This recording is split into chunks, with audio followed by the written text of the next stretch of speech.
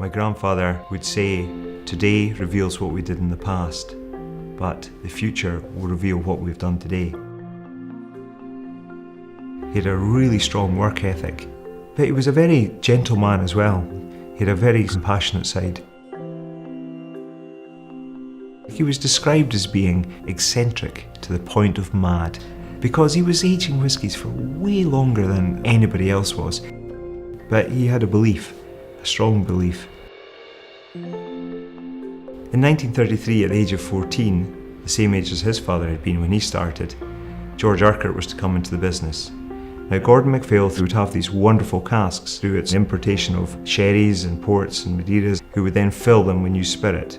Now, this is something George was to continue, and this was his passion, this careful selection of the casks to meet the spirit character. And that was George's legacy in many respects, how he really understood that relationship between cask and oak, but based on his relationships with the people.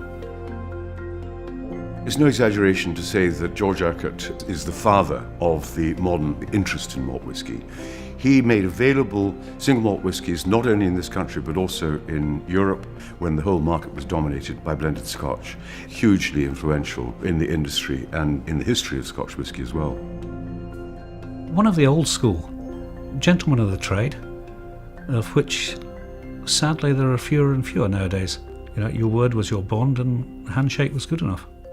He certainly put a collection of single malts that nobody else could in front of overseas people, whiskies that had never been heard of before.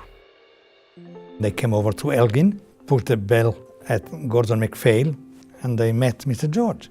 Started selecting casks, and there was something incredibly different, great. They gave opportunities to people to try different whiskies, to experiment, to taste. Without him, the whiskey would not be at this stage, at this level now. You never saw whiskies over 15 years, maybe, if you were lucky, 21.